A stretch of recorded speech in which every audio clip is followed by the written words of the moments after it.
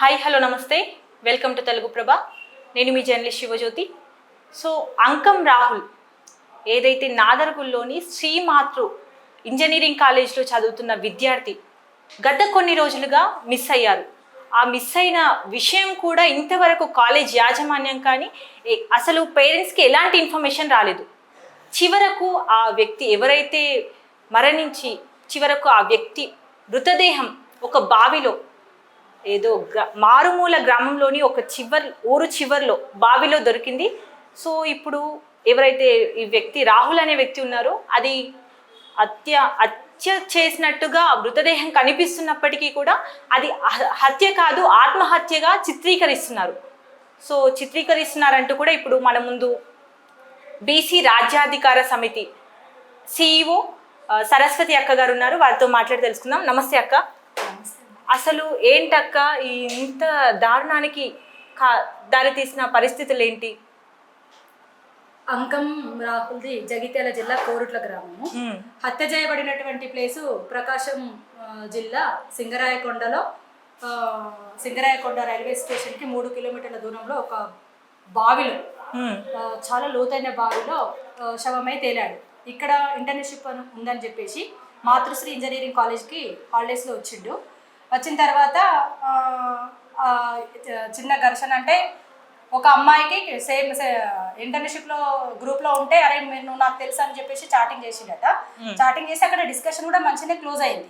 కానీ ఆ అమ్మాయి తరఫున ఉన్నటువంటి అబ్బాయి నువ్వు నా పిల్లకి ఎందుకు చేస్తావు అన్నట్టుగా వికృత చేసిన. అంటే ఇక్కడ ఈ అబ్బాయి ఎవరైతే అంకం రాహుల్ అనే వ్యక్తి ఉన్నారో ఈ అబ్బాయి ఆ అమ్మాయితో ఏమైనా మిస్బిహేవ్ వంటిది చేసిందా? అంటే మిస్బిహేవ్ చేయనిదే మరి హత్య వరకు దారితీసిన పరిస్థితులు ఏంటి? ఇప్పుడు అదే కదా అందరము ప్రశ్నించేది.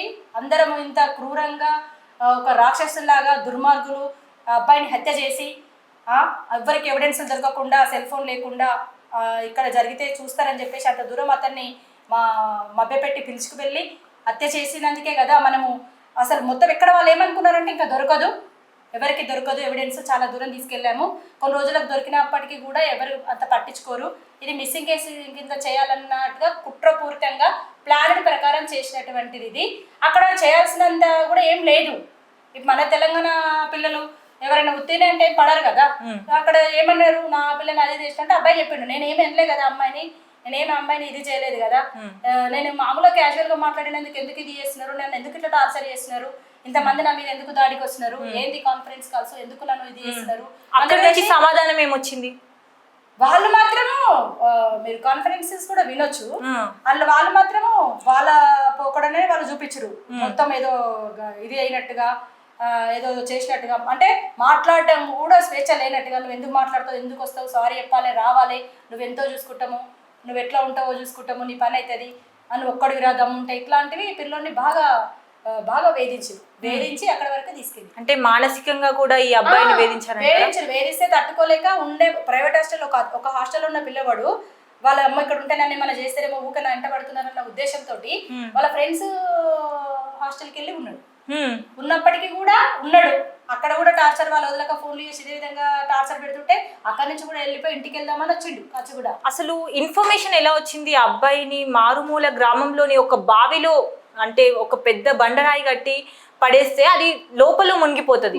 సో అలాంటిది ఇన్ఫర్మేషన్ ఎలా వచ్చింది? ఈ అబ్బాయి బావిలో ఉన్న విషయం ఎట్లా తెలిసింది? ఇక్కడ ఆ అబ్బాయి యొక్క శవాన్ని అక్కడ లోకల్గా ఉన్న వాళ్ళు, పొలాలలో ఉన్న వాళ్ళు కుక్కలవన్నీ వెళ్ళి అక్కడ ఊకే స్మెల్ చూస్తుంటే ఏమైందని చెప్పేసి చూసిరట. చూసి ఆ శవం అని చూసిన తర్వాత అప్పటికే తేలింది. అప్పటికి 3 days అయిందట. 30 తారీఖు రోజు చూసిరు, తేలింది. బాడీ తేలడం వల్ల వాళ్ళు చూసి ఇమ్మీడియట్ గా ఇట్లాంటి మనలాంటి పిల్లలు కొంతమంది వెళ్ళి ఏం చేసినట్ట, మీలాంటి పిల్లలు ఫోటోలు వీడియోలు తీసి పోలీస్ వాళ్ళకి సమాచారం ఇచ్చారు. పోలీస్ వాళ్ళు వచ్చిర్రు, 2-3 రోజులు చూసిరు, ఏమో బాడీ మన ఏరియాది కాదు ఎవరు చెప్తలేరు కాబట్టి అని చెప్పేసి వాళ్ళు అక్కడే పూడ్చిపెట్టేసి. దీని వెనకాల కాలేజ్ యాజమాన్యం నిర్లక్ష్యం ఉందంటారా? ఖచ్చితంగా. ఎందుకంటే ఇప్పుడు అబ్బాయి ఎక్కడికి వచ్చిండు, కాలేజ్కి వచ్చిండు. ఎందుకు వచ్చిండు, ఇంటర్న్షిప్ ఉందని పిలిపిస్తే వచ్చిండు. సరే కాలేజ్లో ఒక రోజు రాకపోతే మీరు పట్టించుకోకుండా లేదు, సెకండ్ రోజుల్లో మరి ఎందుకు ఎక్కడ పోయిండు పిల్లడు కాలేజ్కి వస్తలేడు అనే విషయం పేరెంట్స్కి ఇవ్వాలి కదా. ఇస్తాం కదా, మనం ఇవ్వలేదు, ఇన్ఫర్మేషన్ ఇవ్వలేదు. అంత ఈజీగా కాలేజ్ మానేయలే కదా. గొడవ జరుగుతుందన్న విషయము దగ్గర దగ్గర 16 సీసీ కెమెరాలు ఉన్నాయి. ఏ సీసీ కెమెరాల వల్ల 4-4.5 గంటల సమయంలో జరుగుతున్నప్పుడు మన పరిసర ప్రాంతాల వల్ల మీరు ఐడెంటిఫై చేయాలి కదా. చేసి పోలీసులకు చెప్పేది ఉంటుంది. తప్పు జరిగితే వాళ్ళు వచ్చి ఇమ్మీడియట్ గా తీసుకొని లోపల వేసేవాళ్ళు కదా అబ్బాయిని, ఒకవేళ తప్పు ఉంటే. అంటే మరి ఇప్పుడు అంత జరిగితే వాళ్ళు కనీసం ఒక కంప్లైంట్ కాదు కదా, పేరెంట్స్ ఎంబడి అన్ని లక్షల ఫీజు తిన్న కాలేజ్ పేరెంట్స్ ఎంబడి కనీసము ఇప్పటికి కూడా వాళ్ళ బాడీ వరకు వెళ్ళడానికి ఒక మనిషి వాళ్ళు ఎంటర్ రాలేదండి. ఒక కంప్లైంట్ లేదు, ఇప్పటి వరకు సమాచారం లేదు, వాళ్ళని అప్రోచ్ కూడా అవ్వట్లేదు. అంటే ఆ అబ్బాయి చాలా మంచివాడు, చాలా మంచిగా చదివే వ్యక్తి అంటూ కూడా మీరు మాట్లాడుతూ ఉన్నారు.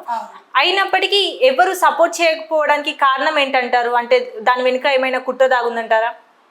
ఇక్కడ ఏమైందంటే పూర్తి స్థాయిలో వాళ్ళ ఫ్యామిలీ బ్యాక్గ్రౌండ్ అనేది 100 రూపాయలకు కూలిపోతురంటే అర్థం చేసుకోవచ్చు. వాళ్ళు మధ్యతరగతి కూడా బిలో బీపీఎల్ ఫ్యామిలీ, అది బిలో పవర్టీ లైన్ ఫ్యామిలీ. 100 రూపాయలకు ఆమె బిడీలు కట్టి ఉంటది. తండ్రిని కూడా చూసిరు. అతను చేతనైనప్పుడు మిషన్ కుట్టేవాడు. ఇప్పుడు అతనికి ఆరోగ్యం బాగాలేదు, ఇక్కడే ఒక 7-8 టాబ్లెట్లు వేసుకుంటాడు. పిల్లలే వాళ్ళ బలమే పిల్లలు. వాళ్ళు పూర్తి స్థాయిలో రాజకీయ పలుకుబడి లేకుండా, డబ్బులు లేకుండా బడుగు బలహీన కుటుంబానికి చెందిన వ్యక్తులు కావడం వల్ల ఇది ఎవరు పట్టించుకోరు, చూడరు అని చెప్పేసి ఎక్కడికక్కడ దాన్ని క్లోజ్ చేయడానికి ట్రై చేసి. మరి ఏంటక్క లాస్ట్ ఇప్పుడు న్యాయం ఎలాంటి న్యాయం కోరుకుంటుంది ఇప్పుడు ఫ్యామిలీ నుంచి? ఫ్యామిలీ ఎటువంటి న్యాయం కోరుకుంటుంది? ఏమైనప్పటికీ కూడా మన తెలంగాణ బిడ్డ, సమాజ నిర్మాత పిల్లోడు, మంచి క్లెవరు. ఆ తల్లి ఎన్నో ఆశలు పెట్టుకొని కన్నీ పెంచి పెద్ద చేసి పంపించింది. ఇక్కడ పూర్తి స్థాయి లోపల అందరి పాత్ర క్లియర్గా కనిపిస్తుంది. వాళ్ళందరూ కూడా శిక్షించబడాల్సిందే. కాలేజ్ యాజమాన్య నిర్లక్ష్యానికి శిక్షించబడాల్సిందే. కాలేజ్ పైన చర్య తీసుకోవాల్సిందే. ఫ్యామిలీకి, కుటుంబానికి 1 కోటి రూపాయలు ఇప్పించాల్సిందే. ప్రభుత్వము తన యొక్క వైఫల్యాన్ని అంగీకరించి ముందుకు వచ్చి ఇప్పటికైనా కూడా కుటుంబానికి ఆర్థిక సహాయం చేయాలి, కుటుంబానికి భరోసా ఇవ్వాలి. సమాజంలో భద్రత కోల్పోతుంది మీ యొక్క నిర్లక్ష్య వైఖరికి ప్రభుత్వం కూడా దిగి రావాల్సిందే. ఇంకా ఇక్కడ ఒకటి ఏంటంటే నేను అన్ని నొక్కి చెప్పేది ఏంటంటే, దోషులు ఎవరైతే క్రూరంగా మృగాల్లా ప్రవర్తించి అన్యాయంగా అక్రమంగా ఎదిగిన కొడుకును పొట్టన పెట్టుకున్న దోషులకి ఇప్పటికీ కూడా మీరు ప్రభుత్వ పోలీస్ స్టేషన్లో కానీ ప్రభుత్వం ముందు కానీ లొంగిపోతలేదు. ఎంత ధైర్యం ఉండాలి, ఇంత మనం క్లియర్గా చూసుకుంటే వాళ్ళకి ఎంత ధైర్యం ఉంటే, ఎంత సమాజం మీద ప్రభుత్వాల మీద చట్టం ముందల నిర్లక్ష్య ధోరణి ఉంటే ఇవేం చేయలేవు, పట్టించుకోలేవన్న ఒక నిర్లిప్తత వాళ్ళ లోపల ఉంది. కాబట్టి ఇప్పటికి కూడా వాళ్ళు బయటకు వస్తలేరు. వాళ్ళు హాయిగా ఇంట్లో కూడా పడుకున్నారు. ఎందుకు పట్టించుకోరు? కాలేజీ యాజమాన్యము వాళ్ళ సమాచారం ఎందుకు ఇవ్వదు? పోలీసు వాళ్ళు ఎందుకు బయట పెట్టారు? ప్రభుత్వాలు ఎందుకు స్పందించవు? ప్రజాప్రతినిధులు ఇక్కడక్కడ మేము ఓటేస్తే గెలిచి, ఇదే రాహుల్ ఓటేస్తే గెలిచిన మీరు ఎందుకు మా యొక్క చనిపోతే కూడా రెస్పాండ్ అవ్వరు? ఇవ్వాల్సిందే, ఖచ్చితంగా రెస్పాన్స్ ఇవ్వాల్సిందే. దోషుల్ని శిక్షించాలి. అసలు ఈ సమాజంలో ఇలాంటి థాట్స్ ఎందుకు వస్తున్నాయంటారు? ఇప్పుడు అసలు ఇక్కడ తప్పే చేయలేదు. రాహుల్ అనే వ్యక్తి ఎవరైతే స్టూడెంట్ ఉన్నాడో ఆ వ్యక్తి తప్పే లేదంటూ కూడా మీరు చెప్పే మాటల ద్వారా అర్థమవుతుంది. అయినప్పటికీ అక్కడ పక్కనున్న వ్యక్తికి హత్య చేయాలి అనే థాట్ వస్తుంది. అంటే ఇదొక్కటే కాదు, భార్య భర్తలని కానీ, భర్తలు భార్యలని కానీ చంపడం, అక్క చెల్లెళ్ళు, ఇలా చాలా అన్నదమ్ములు, ఇలాంటివి చాలా జరుగుతున్నాయి దారుణాలు. అసలు ఇలాంటి పరిస్థితులకు దారి తీసే కారణాలు ఏంటి? ఒక్క మాటలో చెప్పాలంటే ఎడ్యుకేషన్ మీన్స్ వాల్యూస్. విలువలు పతనం అవుతుంది. ఎందుకంటే విలువలు పతనమైనప్పుడు ఏంటంటే, ఇప్పుడు మనము ఒక చిన్న పిల్లవాడు ఎక్కడ నాలెడ్జ్ నేర్చుకుంటాడు? తల్లిదండ్రుల నుంచి నేర్చుకుంటాడు, కుటుంబం నుంచి నేర్చుకుంటాడు, ఇరుగు పొరుగు వాళ్ళ నుంచి నేర్చుకుంటాడు, సొసైటీ నుంచి నాలెడ్జ్ వస్తుంది. కానీ పుట్టిన పిల్లాడు 1 సంవత్సరం 8 నెలల నుంచి ఫోన్ల నుంచి నాలెడ్జ్ నేర్చుకుంటాడు. 24 గంటలు పిల్లోడు ఫోనే పట్టుకుంటాడు, తండ్రి ఫోనే పట్టుకుంటాడు, పిల్లలు ఫోనే పట్టుకుంటారు. ప్రతి ఒక్కరి చేతిలో ఫోన్నే చూస్తూ ఉంటారు. అంటే నాలెడ్జ్ ఎక్కడి నుంచి వస్తుంది వానికి? ఫోన్, సోషల్ మీడియా నుంచి. కానీ సోషల్ మీడియాలో ఎలాంటి పోస్టులు పెట్టాలి, సోషల్ మీడియా పైన ప్రభుత్వాలు ఎంతవరకు కంట్రోల్ చేస్తుంది, ఇన్ని యొక్క నెట్వర్క్కి ఎందుకంత పర్మిషన్ ఇస్తున్నారు విచ్చవేడి? ఈ యొక్క అందులో చూపించేటివి. అవును, ఒక దగ్గర హింస జరిగింది అంటే ఎవరు తెలవాలి? పోలీసు వాళ్ళకి తెలవాలి. శిక్ష ఎవరు తీసుకుంటారు? పోలీసులు, కోర్టులు తీసుకుంటాయి. కానీ ఎవరు తీసుకుంటున్నారు? ఇక్కడ ఇమ్మీడియట్ గా ఇక్కడ ఏదైనా జరిగింది, సపోజ్ ఈ రూమ్ లో ఏదైనా జరిగిందంటే నెక్స్ట్ మినిట్ ఎక్కడ వస్తుంది సమాచారము? టీవీలో చూసుకోవాలి, సెల్ ఫోన్లో చూసుకోవాలి, యూట్యూబ్లో చూసుకోవాలి. అంటే చెడుని ఇంత ఎంకరేజ్, ఇప్పుడు మంచిని ఎంతైనా పెంచవచ్చు, ఇంత చెడుని అనేది సెకండ్ టు సెకండ్ మనము అందిస్తున్నాం. కాబట్టి చెడు నేర్చుకున్న వాళ్ళు, చెడు చూసిన వాళ్ళు అన్ని చూపించినప్పుడు ఏమైతుంది? మీరు శిక్షించాల్సిన, అక్కడ ఒక తప్పు చేసినా, అత్యాచారం చేసిన వాళ్ళని ఇట్లా చేసినాము, ఇక్కడ మర్డర్ చేసిన వాళ్ళని ఇట్లా శిక్షించినాము, ఈ అమ్మాయిని ర్యాగింగ్ చేసిన వాళ్ళని ఇట్లా శిక్షించినాము అనేది మీరు యొక్క ఇచ్చినటువంటి శిక్షణ అదే విధంగా టీవీలో చూపించండి. మన మంచి తమిళనాడులో ఏం చేసిండు ఆయన 8 మందికి ఉరిశిక్ష చేసిందని చెప్పిండు, నవ్విన ఎస్పీని సస్పెండ్ చేసిండు. అట్లాంటివి పదే చూపించండి. అదే తమిళనాడు లోపల ర్యాగింగ్ చేసిన పిల్లల్ని లాఠీలతోటి కాలేజీ తట్టు కొట్టిరు. అట్లాంటివి చూపించండి, నెక్స్ట్ ఏడా చెయ్యరు. కానీ క్రైమ్ ని పదే చూపించడం ఏంటి? ఫైనల్ గా కుటుంబానికి ఎటువంటి న్యాయం కోరుకుంటున్నారు?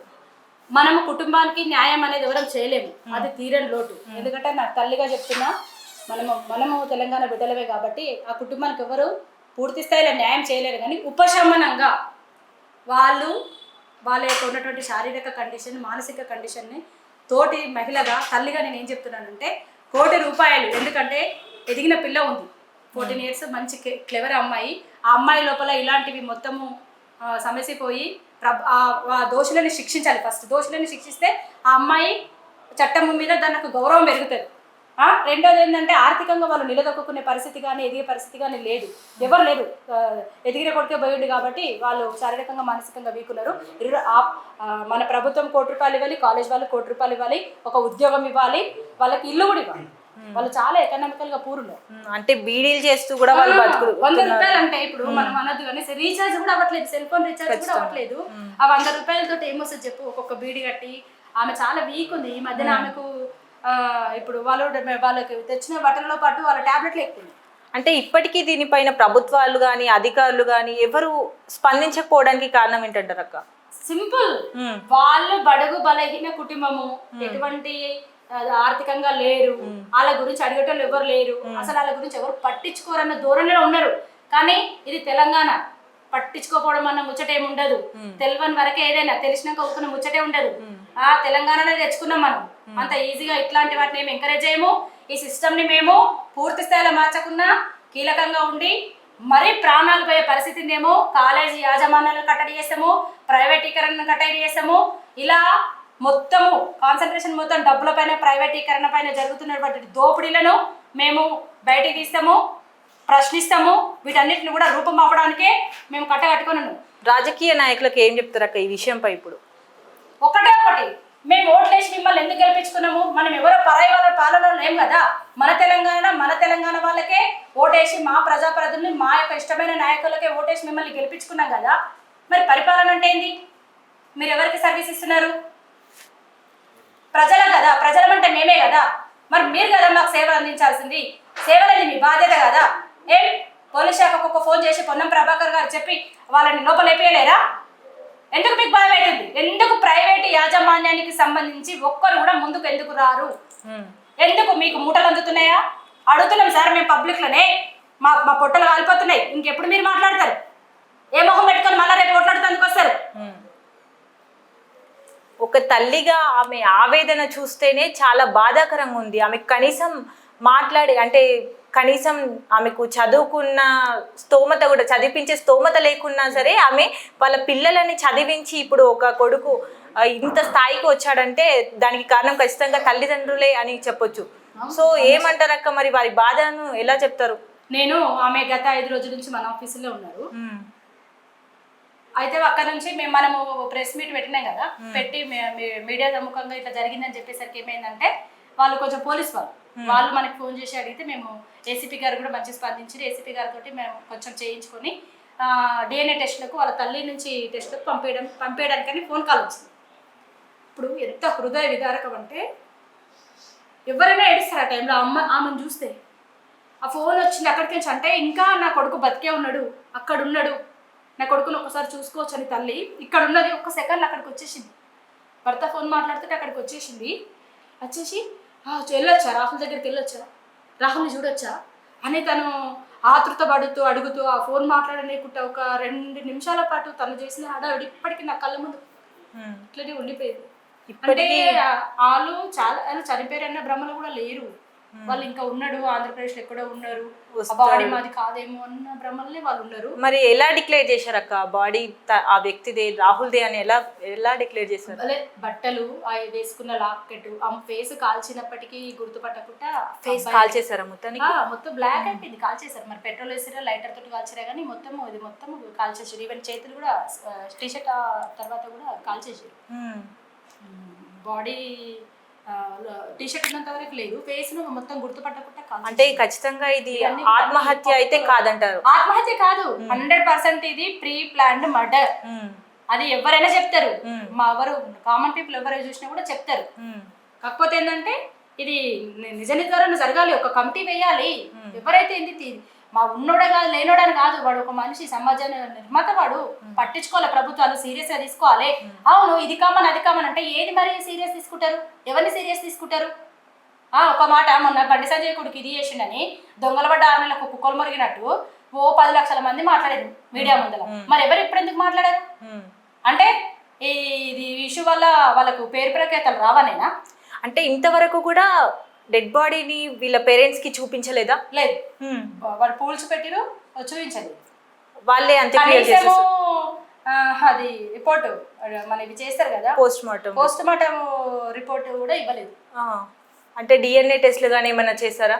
డిఎన్ఏ టెస్ట్ అన్నా చేయాలని చెప్పేసి మనము ప్రెస్ మీట్ పెట్టి ప్రెజర్ చేస్తేనే పోలీసు వాళ్ళు కొంచెం స్పందించి ఇది మొన్న తీసుకున్నారు, ఇస్తామని అంటున్నారు. కానీ ఇది ప్రెజర్ పెట్టకుండా ఏది రాదు. ప్రభుత్వాలు నుంచి ప్రెజర్ పెట్టి డిపార్ట్మెంట్ని స్ట్రెస్ చేస్తే కానీ ఇది అంత ఈజీగా ఏం కాదు. ఎవరు పట్టించుకుంటారు, ఎందుకంటే వాళ్ళు కాలేజ్ యాజమాన్యం 35 సంవత్సరాలు ఉంది, దానికి ఎక్స్పీరియన్స్. కాలేజ్ వాళ్ళు చాలా హేమీలు, మంచి కరోడుపతులు, వాళ్ళ పలుకుబడి వాళ్ళకి ఇది ఆఫ్టర్ ఆల్. వాళ్ళు ఏమి అంత ఈజీగా మనల్ని ముందుకు పోనిస్తుంది. ఫైనల్ గా ఏం చెప్తారు అక్క ఈ విషయం గురించి? సొసైటీకి ఏం చెప్తారు? ఏదేమైనా నిజమే ఉంటుంది, న్యాయమే ఉంటుంది, ధర్మమే ఉంటుంది, ప్రాణము విలువలు అనేవే ఉంటాయి. విలువలతోటే సమాజం నడుస్తుంది.